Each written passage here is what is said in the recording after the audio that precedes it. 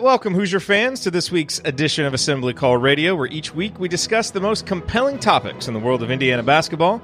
This is our 146th edition of Assembly Call Radio, and it is our 542nd episode overall of the Assembly Call, recorded on the evening of Thursday, November 7th, 2019.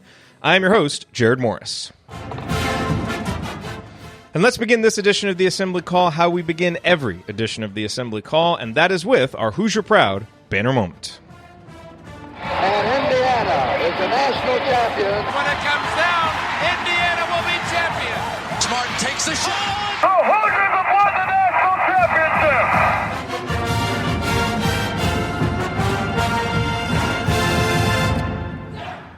This week's banner moment occurred during the player media availability after Indiana's opening night win over Western Illinois. And if you didn't listen closely, you might have missed it. Al Durham, fresh off his perfect shooting performance, was one of the players who addressed the media. Greg Doyle of the Indianapolis Star asked him if he knew how many shots he had missed. Al said he didn't know and that he hadn't looked at the stat sheet. And whether he was being coy in his response here doesn't really matter. What I found telling was what Al said next.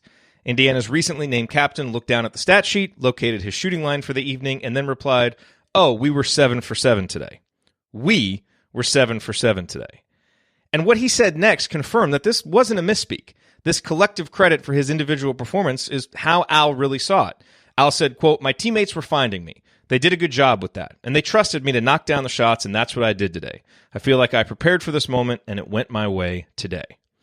It's often pretty foolish to put too much stock into what gets said by the players and coaches immediately following games. But I found this statement by Al to be an insightful window into his mentality and attitude, both of which will undoubtedly be driving forces for this Indiana program now that Al is an upperclassman and unquestionably one of the team's leaders and best players.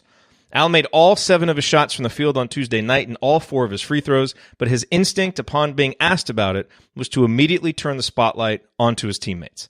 That's what good leaders do, and this team appears to be in very capable hands with Al Durham as one of its 2 official leaders. All right, now let me introduce you to my esteemed co-host for this week's show. Coach is off tonight, absent, but of course not forgotten. I'm kind of unforgettable once you've seen me. He will be back on Saturday to co-host the IU Portland State postgame show with me.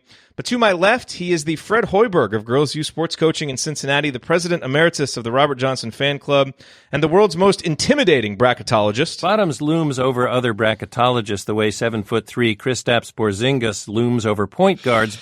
Andy, as I step aside for a bit here to go get my daughter to bed. This overly super involved dad. What is your bottoms line on the last week in Indiana basketball? I mean, the Hoiberg thing feels like a shot after his debut as a Nebraska coach. I mean, that maybe it was left over from a previous run sheet. Maybe a harbinger of things to come for Mallory's tournament this weekend, because I'm not sure how that's going to go. So perhaps that will actually be fitting. I'll let you know on Sunday evening how that actually shakes out. From my perspective, and we touched on this a good bit on the post game show, but for me, these early games are about trying to figure out who is going to be able to be a consistent contributor. How can we use these games to find guys who what you're going to get on a night in and night out basis for the most part. And if you really look back over the last few years, really since that team that won the Big Ten title in 2016, that team was full of a lot of guys who you kind of knew what you were going to get, whether it was guys like Zeisloft or Bielfeldt coming off the bench. You had Yogi, Thomas Bryant. It doesn't mean that, the guy's going to go out and do the exact same thing every night, but, more nights than not, what you're going to get out of a certain guy. And I think that's what's really been missing over the last couple of seasons. And that's what you're trying to piece together as this season gets underway. And so, the beginning is, hey, Justin Smith looks really great. Let's see if he can do it over the whole month of November. Then let's see if he can do it, and follow those performances up with where they are. So I'm viewing much of the early season and most of these games through that lens, really. And so a reasonably good start in that regard. And now it's a handful of chances to see that. I know Jerod and Alex talked on Podcast on the Brink about, this is about like forming good habits and things like that. And so, for a exhibition game and a season opener, I think we've seen some positive things. We've seen some guys appear to make strides, including Justin, Al, that you mentioned before. And so, from there, we'll kind of see what happens as we move into the Portland State game and on through the rest of the month. But a good debut, certainly better than others in the Big Ten, as we'll talk about here in a minute. And just excited to see things get started. I feel like I should change my voice since I'm now shifting to the host chair. I'll just kind of slide to my left, but to my right, he's a senior writer for the Big Lead, the official shot doctor of Assembly Call. And the single most important thing that you need to know about this proud San Diegan is that his girlfriend adopted his cross country love for IU basketball and immediately has the good sense to join the Al Durham fan club. Ryan, time hasn't proven you right on everything, but it's pretty clear you got that one right. Now, what would you like to rant about this week? Well, that was sweet. Yeah, he calls me the Fred Hoiberg of coaching, and that was awfully nice. And then he leaves, so he doesn't have to. He doesn't even have to face the wrath of that. Typical. Yeah, I know. Seriously, that's classic Morris. No, I think that watching back that game from Tuesday, I was struck again by the defense and how active the guys were defensively, how active their feet were, their hands, everything. Even when they were playing lesser competition last year, there were so many lapses defensively that sometimes you can make up for that with a higher level of athleticism or just pure talent, and so they'd win those games. But I just was struck by how quickly they moved their feet, how well they were able to help and recover to shooters, how well they were able to just basically get everything done. I was shocked at the transformation from last year, how active their hands were as well. You saw lots of deflections, lots of guys knocking balls loose. Even if they didn't get a steal, you saw them knock the ball loose. And also just the size of the team, and the size of the team helped the defense as well on the interior. There were no easy baskets. Very rarely. There were a couple times guys got beat one-on-one. It's going to happen throughout the course of the game. No matter who you're playing, you're going to get beat one-on-one. You're going to get beat on a back cut. The key is learning from that and making sure it doesn't happen repeatedly. But a one-off miss on that isn't going to kill you. I was just surprised at how well the defense played. I figured it would be better this year, but I figured it would still be sort of a thing where they had to sort of grow into it as the season went along and all that. But no, I was really impressed with where the defense is to start the season. Hopefully it keeps up. I have no reason to believe it won't, though, because the correct habits were there in pretty much every facet on defense. Yeah, it'll be interesting. I know one of the things we're going to talk about later is a buy sell on some early season things. And Archie had some comments to make about the defense after the fact. So we'll kind of revisit a little bit of your thoughts as we, lay those against what his comments were after the game. But on this week's edition of the Assembly Call, we're going to hit a few Hoosier headlines here in a minute.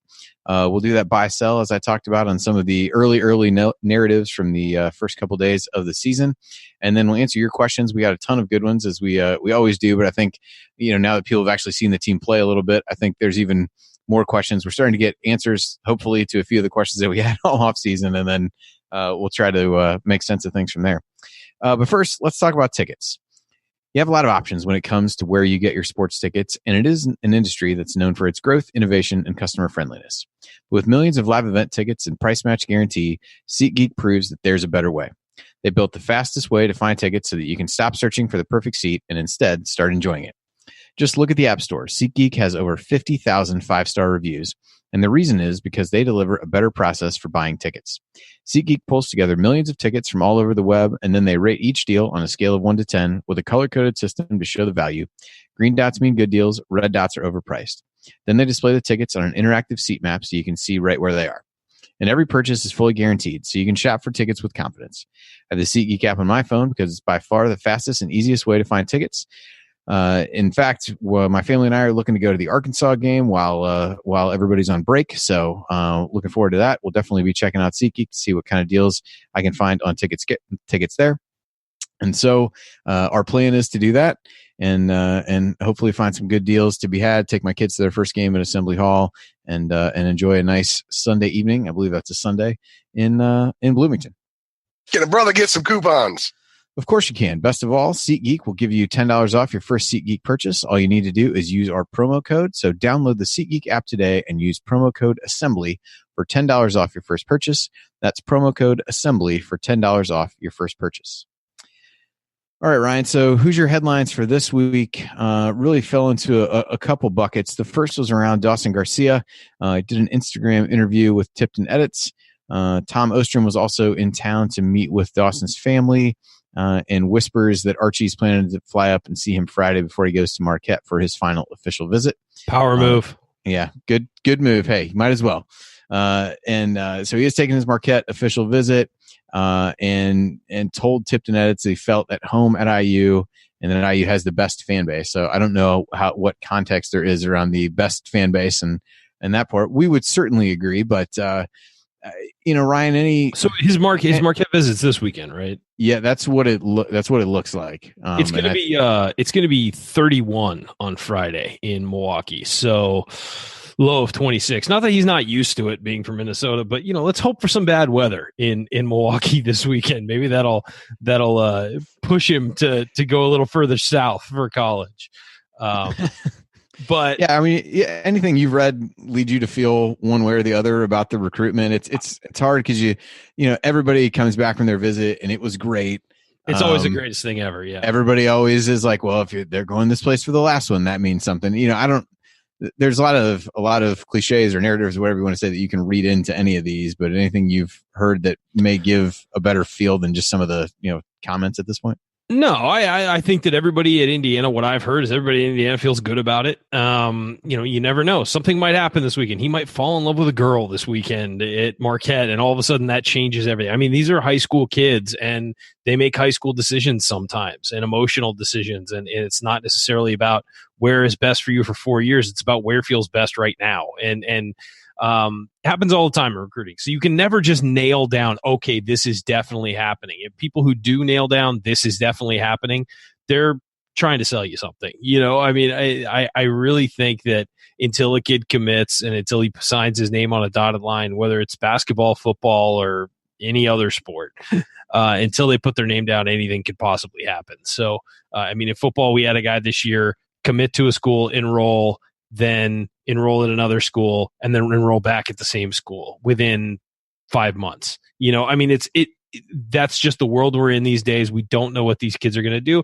because when you have 17, 18-year-olds making lifelong decisions, tends to not always be they don't tend to always make the greatest decisions in the world. So not that I think Marquette and Indiana, either one would be a great school, certainly, for an education, but obviously I'm a little biased to where I want to see him go, and that's IU.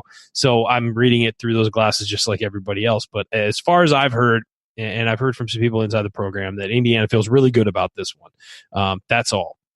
So it's all going to depend on what happens this weekend at Marquette, really, and then he's going to make a decision shortly. He's not going to stick around with this one for a long time, from what I've heard.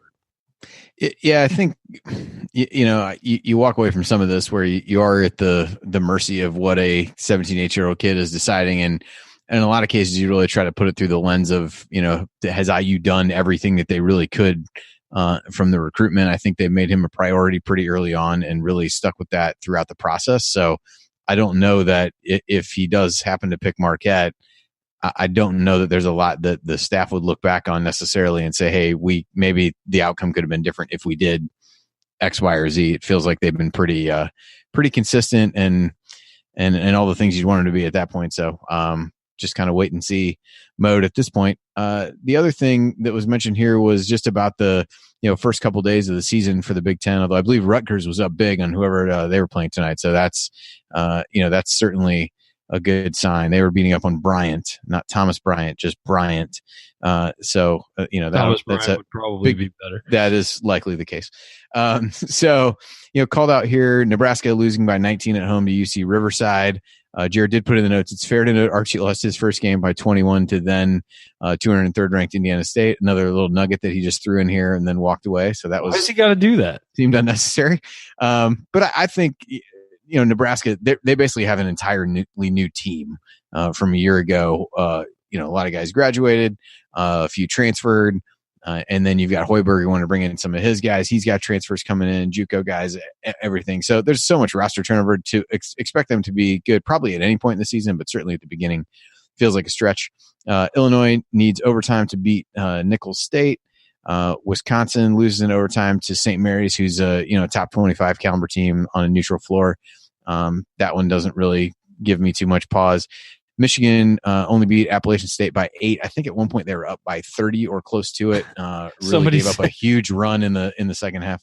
Somebody said that Michigan should just never schedule Appalachian State in any sport. You would think they would learn that. That's true. And then Michigan State loses to Kentucky. They lost to Tyrese in the Maxey, Champions actually. Classic. That's who they lost to. Yeah, that's an accurate way to put it. That was a great game, by the way. That was good.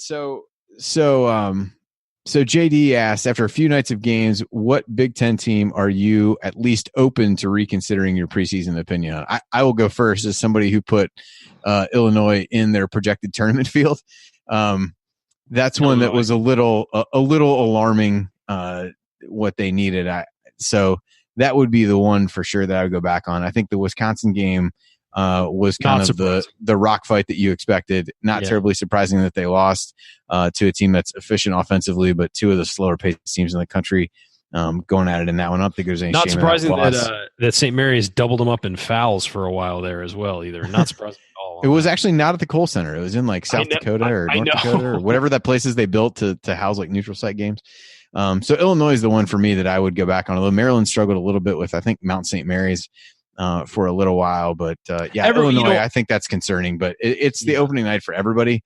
They did find a way to win, but they have a road trip. They go to Grand Canyon on Friday, and then they play at Arizona on Sunday. So Grand Canyon probably better than I think people realize. Coached by Thunder Dan Marley. Yeah, and still. Then, and then you got Arizona, who should be a lot better this season. So there's a chance for them that they get off to a bit of a rough start if they don't play well in these couple road games, but they're the one that gives me the most pause after the first couple nights. Yeah, I think Illinois is the one to be concerned with, but also I will add that Indiana was trailing Western Illinois 10 minutes through their first game. It takes teams time to sort of adjust to the new season, and you got to remember these teams that are lower ranked are coming in with a chance to pull a big upset and get some headlines. So I mean, look. Nebraska losing to UC Riverside by 19, that you put in a different category than a team struggling and pulling it out in the end, I think, because that's just embarrassing.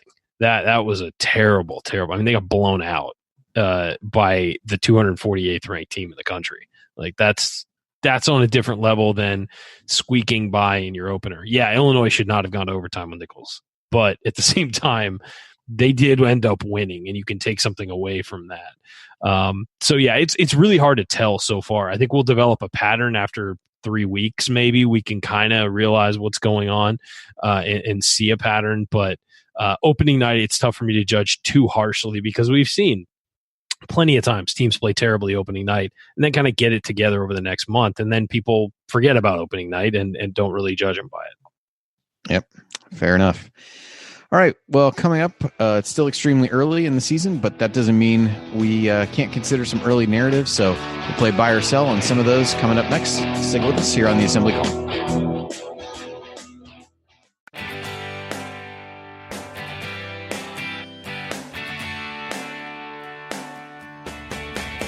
This is Burdell Jones. What's better than an epic buzzer beater? The full court dribble and a perfectly placed pass to set it all up. And, of course, celebrating with Hoosier Nation afterwards. So join Jerod, Andy, Ryan, and Coach on the Assembly Call after every IU basketball game. Go Hoosiers. Thank you, Burdell. Welcome back to the Assembly Call. You can find all of our content at our website, assemblycall.com. And if you ever want to join the chat mob during our unedited live broadcasts or watch those replays and see all the between segment banner, then check out our YouTube channel, youtube.com/assemblycall. I'm Jerod Morse here with Ryan Phillips and Andy Bottoms. And guys, I figured it's only 1 week, but there's kind of a lot of narratives going around, some of them that we've been discussing on post-game shows. And I thought it'd be fun to just do a little buy-sell here on some of these opening week narratives with the caveat here that you have to pick one. So you've got to either buy it or sell it, because most of these we would probably say hold or, kind of moderate buy. But let's actually try with some of these things that we've seen early to kind of go on the record. Do we think that this is something that's going to last? Do we think that it's not? How does that sound? Buy, sell, hold. I'm putting a hold in No, there's no holds. There's no holds. That's the rule. You just specifically said I just said that. I know. I'm disagreeing. I would like to hold on something. Yeah, but that makes the segment not fun. Because we would hold on all of them, because that's what we need to say. Like, it's too early to know any of this, but it's kind of like a gut feeling thing. Are you buying this? You selling it? If you had to pick one. Now, if Alex Bozich was here, he would probably remind you of a time that you picked like a push on Big Ten, like over under win totals or something like that. But I was hoping I could get through this segment without that happening. But he's not here, so nobody's going to remind you of that. I learned from that, and now I'm removing that as an option. I learned my lesson. I learned my lesson. Okay, so let's go with some of these. Okay, so here's the first one. Okay, this is now Al Durham's team in terms of emotional and vocal leadership. Are you buying or selling that, Ryan? I'll buy it. Yeah, I think so. I think just his personality is really showing. I think it's obvious that the guys are looking for him offensively too. I think that's a key. Is if guys are making an effort to find you, it means that they trust you, and that trust can go just on the court, off the court, all that stuff. So I think that there is elements of that where I think that Al would kind of be just sort of in the game and the ball would find him. Last year, I think this year it's quite obvious that they're looking for him, and the guys on the team really trust him to make things happen. Andy, buying or selling that one? I would buy that as well, not just to get back in the good graces of people after not giving him the game ball the other night, Seriously. but also because I believe it. And no, I think a couple of things come to mind for me. One, I think of he and Devonte being named the captains. He was the one that was going to be more vocal and emotional to begin with. Yep. And two, I think that is exaggerated by the fact that he's the one of the two that's actually playing at this point. So I think it gives him, I guess, more of a chance to kind of latch on to that particular role, and did a nice job of that the other night for sure. Yeah, I mean, I kind of gave mine away with what I said for the banner moment. I'm absolutely buying this.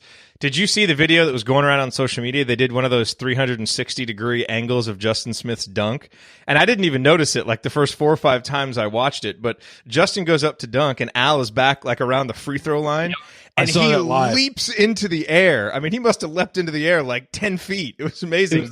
Out of pure exuberance to see his friend and roommate Justin Smith get a big dunk. It was awesome. And it was first points of the season, too, for everybody. So it was kind of like that broke the seal on the season. It was nice. Yeah, that was cool. So, yeah, I think pretty much everybody's going to buy that one.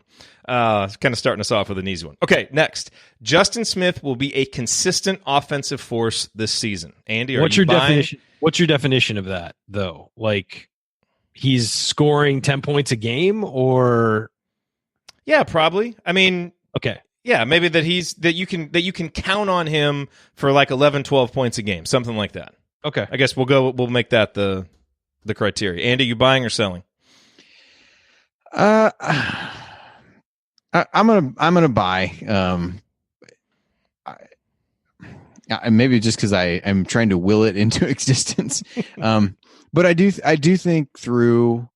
Yeah, the hard part is you haven't seen it against better competition. I guess that's kind of the purpose of the exercise, is like how much of what you've seen over the course of the exhibition in this do you feel like is you can extrapolate to others. But I'm going to say yes. I think he seems confident. He's talked about in the offseason the things he wanted to work on. And you've seen some of those already from, taking better care of the basketball, a little bit more confident from a ball handling standpoint. And for the most part, taking shots that are going to allow him to be a consistent contributor. I thought he moved really well off the ball as IU was dumping it into the post the other night. So I think if he can maintain that level of engagement and energy, then I think yes. So I'll take the hopeful approach on that one. Giving Justin Smith the game ball when Al was the clear choice, buying this. Do we have a fan club starting here? Andy? Don't put pressure on him. Don't put pressure on him yet. I'm selling this just because I need to see it before I can lay into it. I mean, this would be a hold for me. It honestly would be, because there's just, I want to see it, for a couple weeks, because we've been tricked before by Justin about, falling into the trap of not seeing consistency. So I'm going to sell it for now because we haven't seen it consistently. That's kind of where I fall too. Like I really believe that he does have a new mentality, that he's more comfortable, that he and Al are really looking at this as like, hey, it's our time now. We're juniors now. We're upperclassmen. It's they're the leaders with Devonte and Durham. So, but it's the same thing. Like, we've seen him have great performances before and not back it up. So if I had to pick one, I'm selling it just because I want to see it. But I really like what I've seen from him so far this season. Agreed. Really I like what I've seen too. It's just I can't buy it yet. Yep. Okay, next one. Indiana's defense isn't very good right now, which is basically what Archie said in the post-game press conference. You buying or selling that, Ryan? Sell. I thought the defense looked great. I've mentioned it twice now in extensive rants about the team so far. Their movement, their presence, everything. Guys are just locked in, it seems like, and they look a lot more focused this year than they were the last 2 years. Yeah, I'm selling this too. I think the defense looks good. I think this is more coach just not wanting his team to be satisfied, which is completely acceptable. Yes, Andy.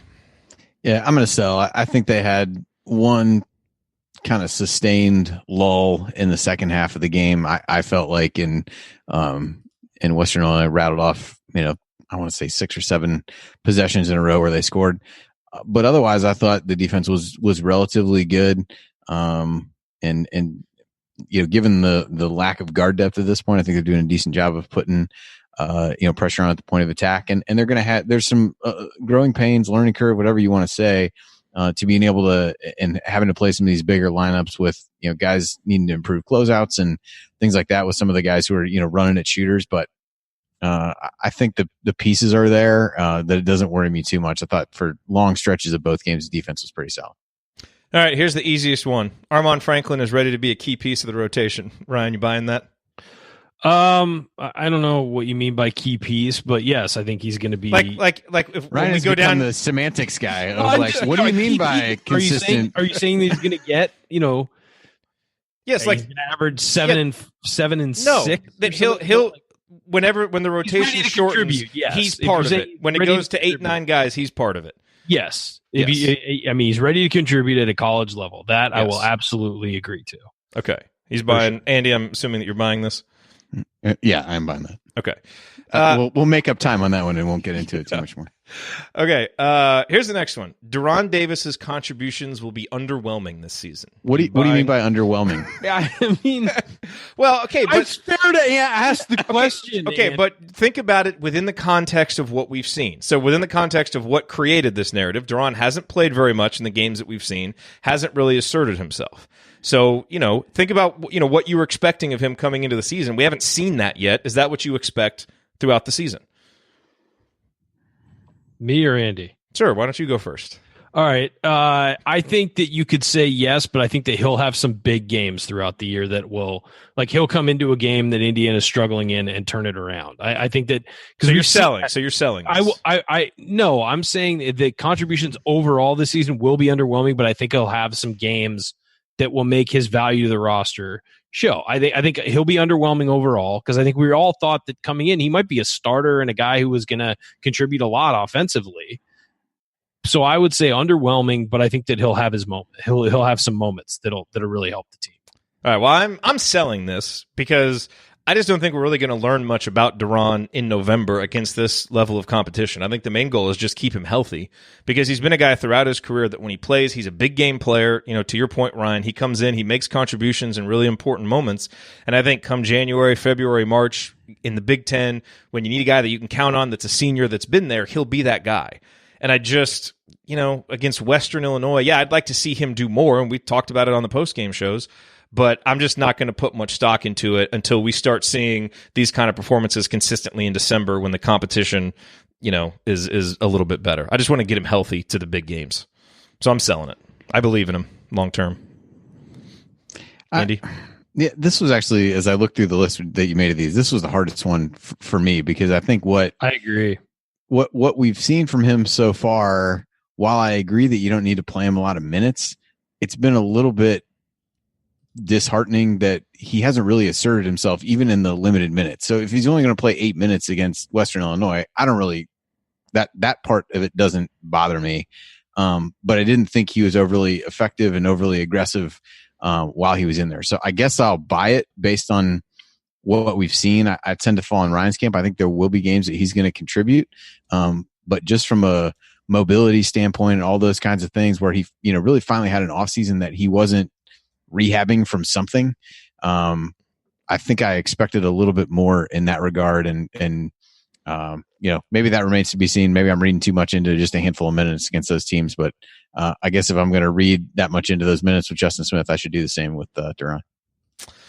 Okay, Jerome Hunter will have a much bigger offensive impact in the post than on the wing this season. Andy, are you buying or selling that?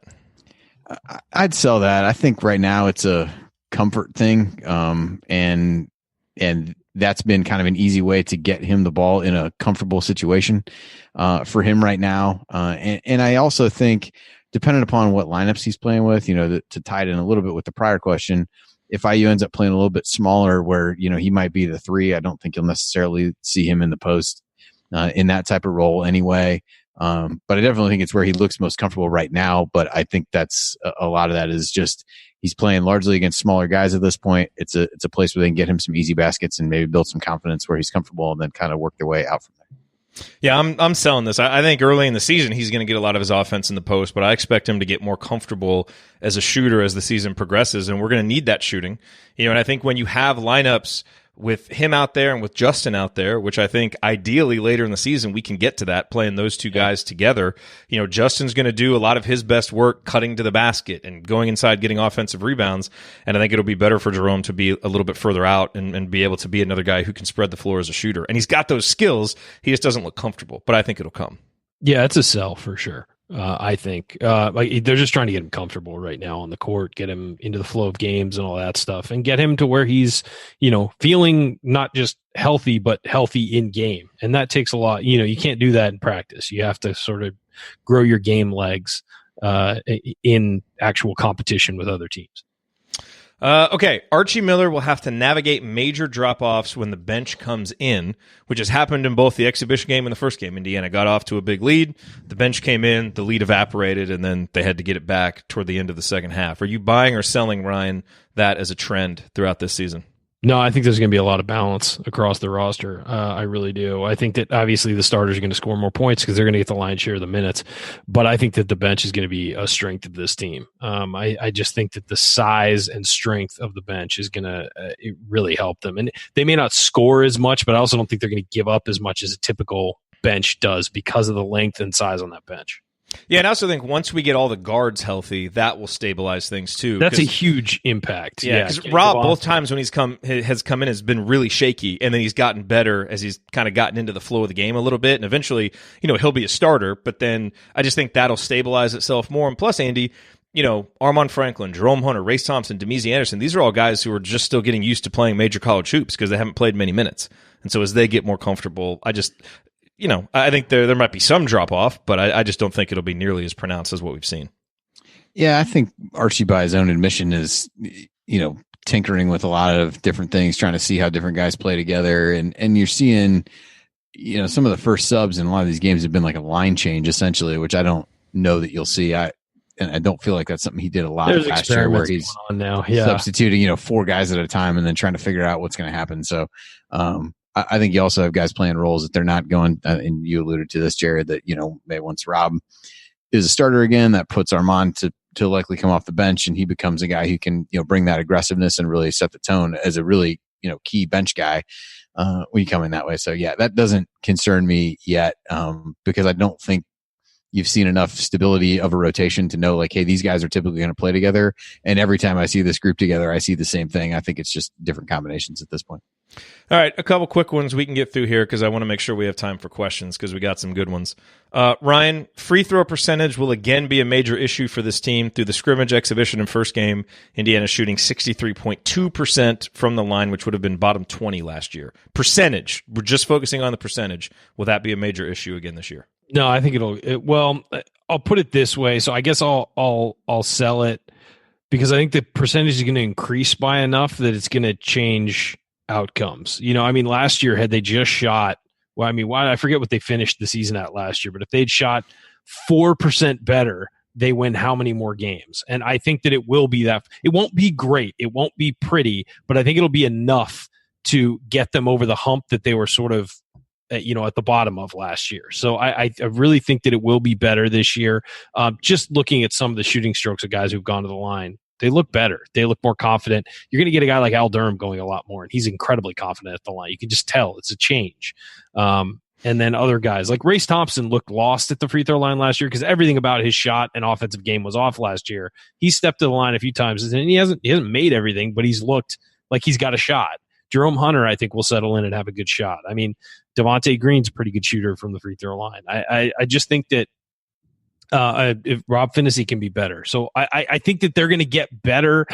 It's not going to be amazing, but I think they'll be better. So I'm gonna sell. I'm getting pilloried in the chat for including the scrimmage numbers. And granted, those do weight it negatively. I was just I was just trying to increase the sample size. But fine, point taken. Fine. Yeah, because who knows? It was bad. They were 24 or 43 in the scrimmage. So yes, they've been better. Outside guys shooting of that. like one-handed from the side. I mean, it was really bad. Yeah. Yeah, they were in the other two games. They were 70% against Gannon and 68% against Western Illinois. If they're 68% this year, or like 70%, we'll be through. That would be amazing. Okay, free throw rate will be a major strength for Indiana. So far through the scrimmage exhibition and first game, the free throw rate is 60%, which is really, really, really, really good. By the way, yeah, it won't be that good, of course, but yeah.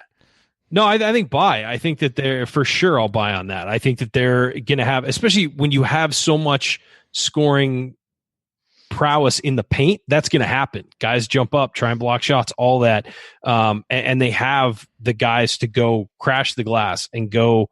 You know, when you're a tough, strong team with size, you tend to get fouled a lot because you're doing a lot of work in the paint and you're doing a lot of work in the paint on defense. And so I think that, yeah, for sure, they'll wind up shooting more free throws and have a pretty good free throw rate. You're buying this, right, Andy? We've talked about it enough, I think. I think it's going to have to be. I mean, they want to play aggressive. They talk about wanting to play fast, play downhill, play through the paint. And it hasn't been a team that shot a ton of threes already. No one foresees that changing either. So I think it almost has to be. And yeah, hopefully those last two that we had pieced together well to make it out for a positive for IU. And last one, the offense will feature a lot more movement and screening this season. Certainly seems like we've seen that in the early that's looks. Obvious so far. Some of the sets. One of the sets that was really interesting in the first game was they had a guy. I forget who it was, but dribble to the left, like from the top of the key, dribble to the left and got a pick and roll. And he handed the ball off, and the guy dribbling back got another pick and roll with a different post player. And it was I forget who it was, threw a lob to Justin Smith. Yeah, and it was a double pick and roll with two different guys that are exactly the same size and two guards. I mean, it was And by the way, when they're running up and down the court on TV, Trace Jackson Davis and Justin Smith, very difficult to tell apart because they both are like the same build and same size, and they got kind of the hair's the same, and it's really tough. Even at certain angles, you can confuse him with Rob Finney if you can't see the height because he has the same hair too. Yeah. So, but it was a great design play of pick and roll is the easiest play in basketball to run and one of the most difficult to defend, and they did it back to back. And so the defense has to take the screen and recover, then take the screen and recover again, and it was incredibly difficult to defend. I'd love to see that more. But Andy? Yeah, I agree. More screening and movement. Buying, Andy? Yeah, I would definitely buy. I think that's been one of the pleasant things for me about watching guys move off the ball, and I think they're doing different things to get put guys in a position to score. I know Tony Adranya had put something online where he's doing some breakdowns, and there was an interesting one where they ran an action to get basically Justin Smith getting the ball like downhill, the only one on one side of the court where they screened a lot of things, and then had one of the big guys set a flare screen, and basically like he's catching the ball on the run going toward the basket. Yeah, where there's no way he's not going to get fouled at a minimum and would ideally score. So I think that was one of the things that everybody kind of hoped for. If the in the here's a potential silver lining of not being so reliant on Juwan and Romeo as they were a year ago, was more kind of balance and movement offensively, and so far we've seen that. You want to see it be effective when the competition gets better, but I think the foundational pieces have been good over the first couple games. Yep.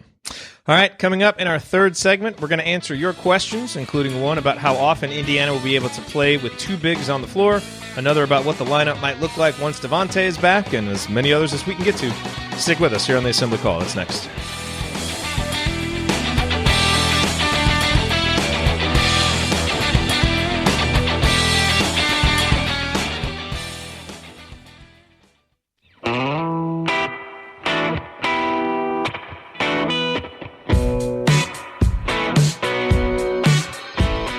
Ethan Happ, and I never listen to the assembly call, especially the episodes that Ryan is on. Welcome back to the Assembly Call. I'm Jerod Morris here with Ryan Phillips and Andy Bottom. So Ethan probably not listening to this week's episode.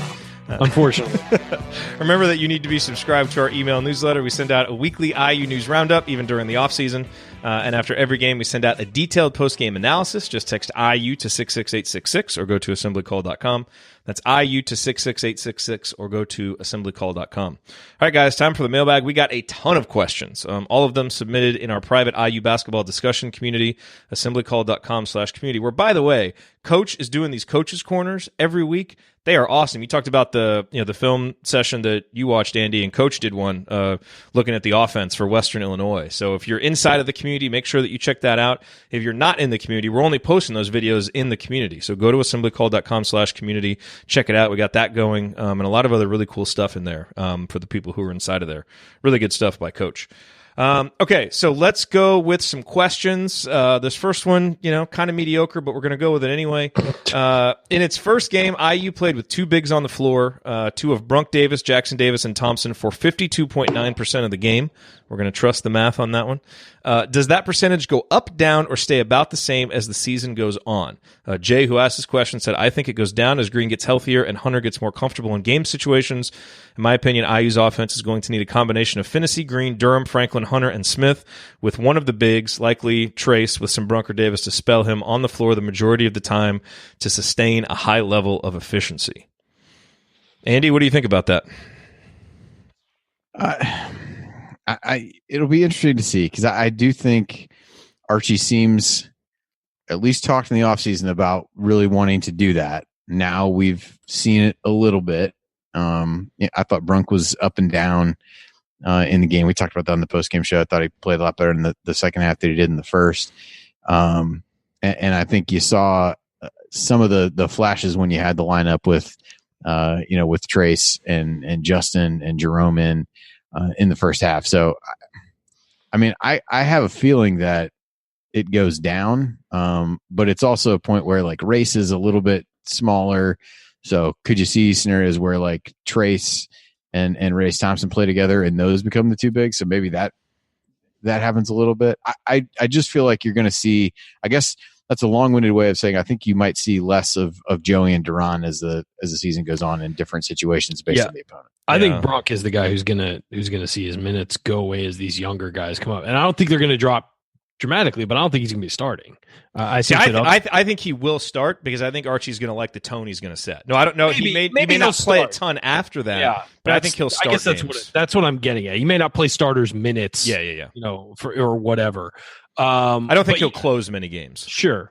I think it might go down a bit, but I do think that it's also the size is going to be a strength of this team, and they're going to want to embrace that. And I think it'll be different before the Big Ten season and after your Big Ten season starts. I think you're going to start seeing a lot of bigs on the floor in the Big Ten season, because you kind of need to have them.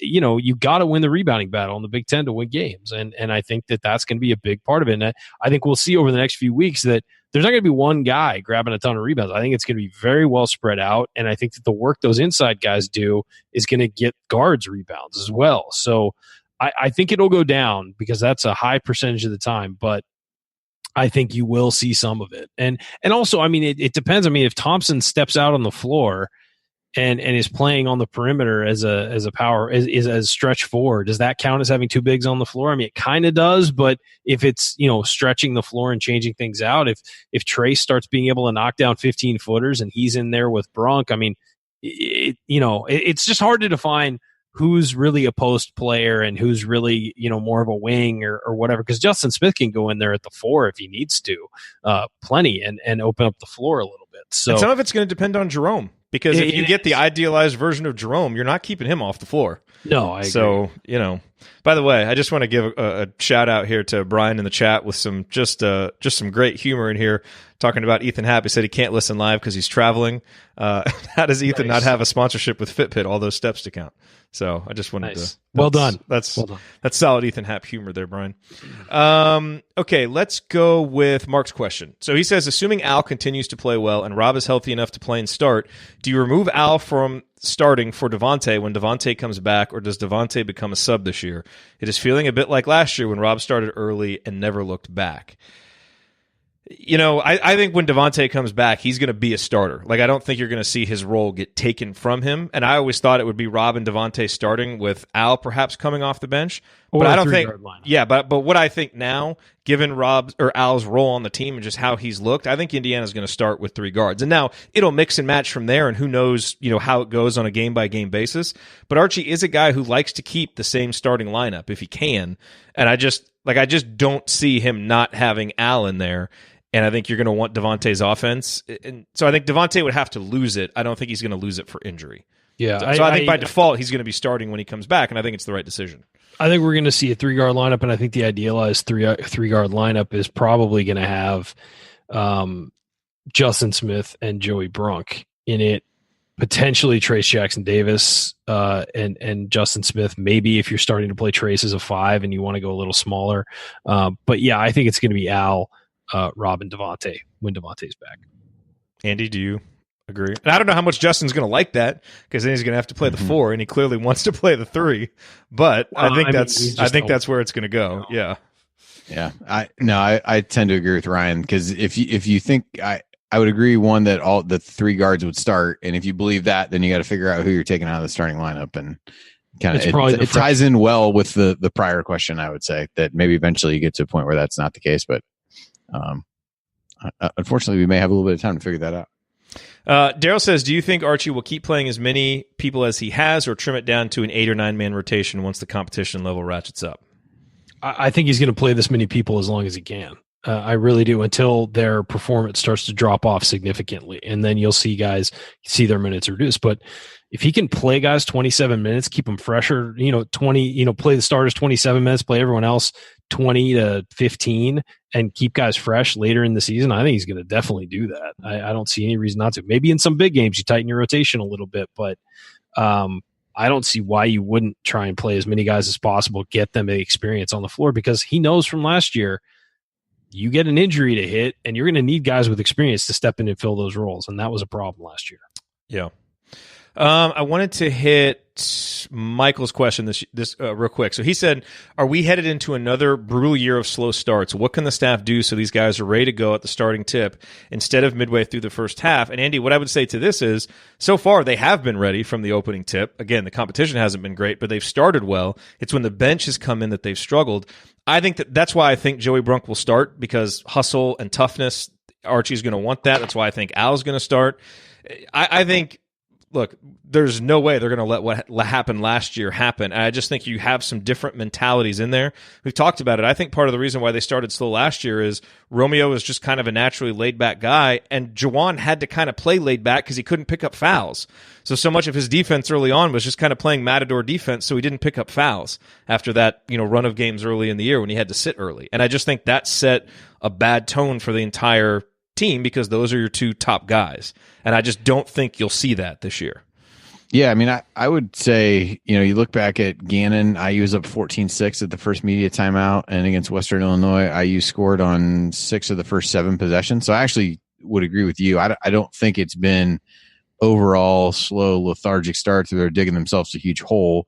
I think they've actually started pretty well, and then there's that lull that gets hit. And I think as you settle into a more defined rotation and a little bit less of those, hockey type line changes, that I think that helps a little bit, where you figure out the energy and who plays well together and all those things. So I'm not concerned about that at this point in nearly the way that we all became so concerned about it last year. Yeah, it was a thing last year. Yeah. 5 seconds left. Do you want to say anything profound? No, I think we're good. That's 5 seconds we can all use to just relax and be one with the universe. That's it. We're done. No more questions. All right. That is going to do it for us on this week's episode of the Assembly Call. If you want to see us do the show live, join us at assemblycall.com on Thursday nights for the live broadcast of our Assembly Call radio recording. And don't forget to go to assemblycall.com or text IU to 66866 to join our free email newsletter. Thank you to Bob Thompson for producing a lot of the music that you hear on the show. And thank you for listening. We will talk to you again Saturday after IU Portland State. Until then, take it from me, James Blackman Jr. Keep your elbows in, eyes on the rim, and get buckets. Go Hoosiers. I thank everybody for coming out. All right, I got to get out of here, folks. Thank you. All right. Now that we're one with the universe, should we run through a couple of these last few questions? I can do one more, and I know which one I want to do. Favorite Thomas Bryant memory? It's the big dunk towards the end against Kentucky in the NCAA tournament. This is my house? Yes, that one. Yes. I think that's everybody's favorite Thomas Bryant moment. Yeah. That and his coast-to-coast finish against Minnesota when we were there was kind of like, what the hell just happened? Like, that was pretty great. And then he was like slapping five with everybody in the front row because he just couldn't cut that hard. So he almost legitimately flew into the front rows. He was trying to sprint that. Yep. I'm so happy to see him doing well in the NBA. Yeah, man. I was all over Twitter saying the Lakers were really going to regret getting rid of him, but they had a salary crunch and kind of had to get rid of somebody, and it was him or that Zubats kid who's now the starting center for the Clippers. And then they traded Zubats for 2.5 awful months of Mike Muscala last year, which is just like, what are you guys doing? Bryant would fit well with them too. A big that can step out and make threes. Man. Especially, JaVale McGee is their starting center right now, and he plays like 18 minutes. He's not, it's the same thing as the Joey Brunk thing. He's the starting center, but not getting the most minutes.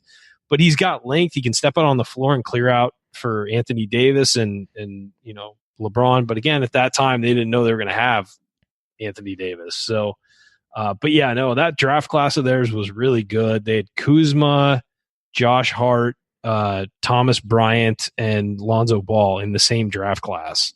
So that wound up being 4 useful guys in the NBA. Actually, quite frankly, with their contributions, Lonzo was the number 2 pick, and he's kind of pulling in last right now. But I think eventually he'll be fine. But that's quite a draft class. Yeah, I would say so. Was.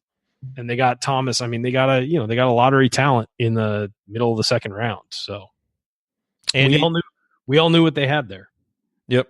Do you have any other Thomas Bryant memories to share? No, the Kentucky game is the one that I remember, although less for the dunk. I remember more like where I was at the end of the game. I was at a soccer tournament, and like Hannah's game had gotten over. I had been like kind of pacing the sidelines the entire game, and I would like lapse in and out of like really getting into the game, listening to it like on my phone. And then I would lose track of what was happening in the soccer game. And then I would get really into the soccer game, lose track of what was happening in the IU game. And then they were like some of the other parents on the team were like, hey, we're going to go out to dinner. Do you guys want to go? And I said, well, I have to stay here and wait to see what happens to the game to determine whether I'm going to want to be with anyone. Yeah. And so we walked around in general, like watched some of another game while I listened to the end. And so I'm like agonizing over him shooting the free throws at the end. And like I know we all hate Kentucky and all that, but that was truly a great basketball game. Like that was a great game. And it both OG's ways, defense on Jamal Murray at the end of the first half was amazing. No, and I mean they like, to Kentucky's credit, they played really well, and Indiana played really well, and it was a great college basketball game. And you guys know my feelings about John Calipari, but he was as gracious as he possibly could have been after, because Yogi played so well. Thomas Bryant played so. That was the one where he said about Thomas Bryant, he's like, he's way better than when we recruited him. Like, he's much better than when we recruited him.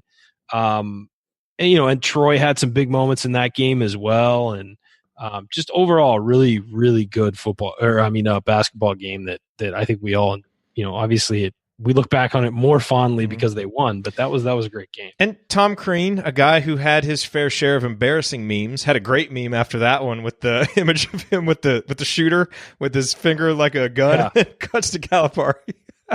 Yeah, and it's a great moment. One of the best parts about that Bryant dunk was he immediately ran over and chest bumped Tom Crean, almost chest bumped him into the third row because there was an out of bounds play. Tom Crean was terrible about drawing up out of bounds plays, but it was perfect. It wound up being a perfectly designed play, and everybody was pointing at him after like they scored, and Bryant, came over and almost killed his head coach.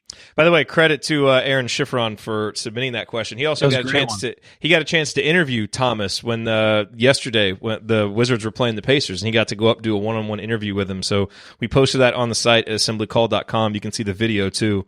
Really did a nice job asking him some good questions, and I thought Thomas gave some good insight. He asked him what advice he has basically for young bigs like Trace Jackson Davis, and true to what you would expect from Thomas Bryant. It was basically all about work ethic and attitude, which, that was a guy who he was an absolute joy. Even when they were struggling, he was an absolute joy to watch on the bench and on the floor. He just had so much energy, and there's never been somebody more excited when his teammate did well than Thomas Bryant. Like he was just his attitude was that of a walk-on. Like, he was that happy for everybody. He didn't even care about himself, scoring. I'm sure he was hard on himself if they lost and all that stuff. But he was one of those guys who was just, always happy for the other guys and always pumping everybody up. And he just had an endless motor both on and off the court. I will say that was one way, if you think back to his sophomore season, 2017, when things really went south after that great start.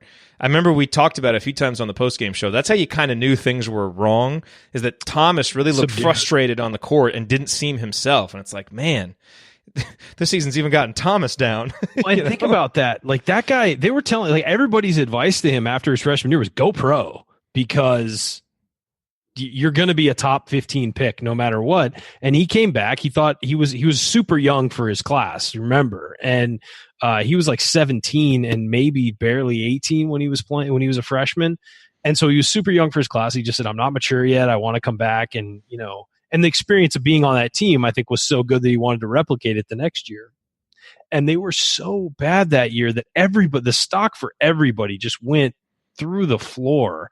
And, he wound up going from being a surefire top 15 pick to middle of the second round. Yeah. But you know what? For Thomas, that may have worked out. It has worked out in the end, but it may have worked out because he had a chance to display that work ethic. He wasn't handed anything. He had to earn it. And I remember when he was in his rookie year, he was in the G League. And I watched a few games because he was on the Lakers, and he was in the, it was a chance to watch him play. And I just remember him playing so hard, and it was everything we'd seen at Indiana, but on the G League game. And a lot of those G League games, guys kind of cruise through it. And it's actually really fun basketball because guys don't play defenses as hard, and they're trying to showcase and all that. And he was just every play meant the world to him. And he was living and dying with every single play. And it was like, oh yeah, that's the Thomas Bryant I remember. And then he got in some with the Lakers, and then they had to let him go, and Washington snatched him up immediately and has basically turned him into a starting center. And I'm sure he's going to get paid very handsomely pretty soon. Good. As well he should. Okay, let's just run through some of these other ones real quick. Let's see. Bryant, we kind of answered that one about the bigs. Yeah, that was kind of the same as the first one, I felt like. Yeah. Chris said, Chris said, obviously coaches show scouting film of opponents, but do you think they show film of other teams being successful doing what they want their own players to do? Example, Coach Miller showing the Virginia teams the last 2 seasons and saying, this is how we want to play as a unit. Obviously with the caveat that, guys, there's no Ty Jerome, but not yet, not until Trey Galloway arrives. Then we'll have our Ty Jerome. I'm answering things in the chat, so I didn't even hear this question. So I picked it out specifically for you, too. It's got a Virginia mention. What's it say? Okay, let's reread it. Where is it? It's the one about, for you. It's basically the one that is like, do coaches tend to show other teams doing what they want their team to do? So, like, would Archie show IU film of what Virginia's doing defensively and saying, hey, this is what we need to aspire to? I don't know if he'd put that up in a film session. He might, encourage them to watch games or something like that. Like, hey, when you go home tonight, Virginia's playing Syracuse, be sure to check that out and pay attention to X, Y, and Z. But I don't know if nobody should have been told to watch that. I know. Maybe take some drugs first so that you can enjoy it. Coach, you want us to play like? But I think it's not advice you would give anybody. Because the players do hang out a lot and like watch games and hang out and whatever. And so, he might be sitting there casually and point something out or something like that. I'm sure that happens, but I doubt he would just, frame up a entire game for a film session, because the thing is that, yeah, this is an example of what we want to do, but at the same time, you probably learn more watching yourself missing assignments and things like that than you do watching somebody run something perfectly. I really do. Unless it's an offensive set, you want to watch it run perfectly so you can know where you're supposed to be and all that stuff. but you learn more by mistakes than you do reinforcement of what's right, I think. And so it's an interesting dynamic, though, because some coaches are very they almost come across as like angry when they're pointing out mistakes. Other guys are encouraging when they're pointing out mistakes. Like, yeah, you made this mistake. Here's why you made that mistake. I understand it, whatever. And sometimes it works either way, and sometimes it doesn't work either way. Players shut down. It's all about how the player is receptive. So I think you learn more. I think you learn more from mistakes, but it's also how it's framed to each individual player. Some guys can take it, some guys can't, and you have to be constructive with your criticism, I think. Coach agreed with you in the chat. That you would show more your own Ryan, mistakes. I'm taking care of you. Yeah, just he agreed with your general. I mean, he said exactly. I'm assuming he was saying it to that. Okay. So not just everything else I said. So. Yeah. Okay, so Robert says free throw percentage must be close to 75% or higher. How many close games will be lost if this doesn't happen? Why is Archie so slow in bringing in a free throw shot analyst to work on the problem? Two simple reasons shots are missed: physics and geometry. Number one is physics and geometry. Number two is mental. Help for both are available. Is this a fair critique and expectation, Andy, for the free throw shooting? That's super. Because I understand the frustration that fans have with the free throw shooting, high. But I feel like the expectations sometimes get a little bit out of whack and context gets lost a little bit. Yeah, 75 feels I mean, 75 high. is a good ideal, but this team just isn't going to be capable of it. Yeah. Like, this team is not going to shoot 75% because you're going to have Duran and Justin and Trace and those guys getting free throws, and they're just not going to be – they're not going to be shooters like that. So 75% even last year would have put you at 39th in the country. Yeah, and I mean, I'd love to get back there. Along the way here and there. I would love to find who Hofstra's shot doctor is. They were 80.6% from the line. Hire him now. Yeah, but they're probably good at free throws, but they're not good at all the other stuff. You know, like you gotta. I mean, they were good at. Well, they must have been really bad at other things because they were very good shooting the ball across the board. They were not good at defense. Did they have like one individual guy who scored a bunch, or? Well, this is a lot more 2019 Hofstra talk than you thought you'd get into, but they were first in free throw percentage. They were 13th in 3-point percentage. They were 35th in 2-point percentage, and they were third in turnover rate. What they did not do well was guard anyone. That sounds like a recent trend. They were 262nd. It sounds very familiar. They were 262nd in. I think they just played fairly fast. It seems like their average possession length was like almost dead last on defense. But they were 262nd in defense. They didn't foul anybody though, so they basically took the I'm just going to get the hell out of the way and let somebody score approach. That is how you're a champion. So I don't know. I think the 75% is a little bit high. I do think it's fair to wonder, but nobody's going to be able to answer this as to in terms of like how much of a given practice or time or whatever is spent on it to know what's getting better or what kind of advice guys are being given that they are or not following. I know what the job is. So I don't know. The 75 is a little high. I do think if they were able to get in the low 70s, I think that would be one good improvement and probably a reasonable explanation for this team based on the personnel of who, to your point, we would anticipate shooting a lot of the free throws. All right, boys, I got to get out of here. One last question for you. Would you like to see the Big Ten in the future have teams open the season with a conference game the way the ACC has done this year? Absolutely not. Yeah, I agree. No. That was so good. I tweeted out the guys of the 3-man weave. I think it was Jim. I could have been wrong. Was basically on their kind of bold predictions was joking that this was an easy prediction to make, that someone would complain, and then they were like, "Well, it'll probably be Boeheim." And sure enough, after the game, he's complaining about playing the conference game, whatever. You scored 34 points in a game. That is not because the game is on TV. That is not because of the money. You scored 34 points. He's always complaining. He complains about everything. No, he's a crotchety old man. Yes, that's true. But no, I don't think you should play conference games until January. I've said that a long time ago. I think, and never before 6:00 p.m. That was but never also at noon on a Saturday. Yeah. But, I mean, I think some of that was unique circumstance with the launch of the ACC network. That's really what it was. It was a promotion. Yeah. Yeah. And so they wanted to do that to get games on and whatever else. So yeah, I don't love it in the way the Big Ten's doing or that, but I think that was a fairly special circumstance to actually open with it there, in the same way that, IU playing Ohio State in the football opener a couple years ago was, to be one of the first games and a chance to, be on ESPN and those kinds of things. Coach bringing the chat mob full circle by saying Phillip Rivers scores more than that, which fair point. It's too bad, Ryan, that you can't be there Saturday to preface every statement by saying that the game started too early. Am I wrong, though? Games usually suck if they start. Game this week's at 2, though. I mean, no. I mean, you are correct on it. You are correct.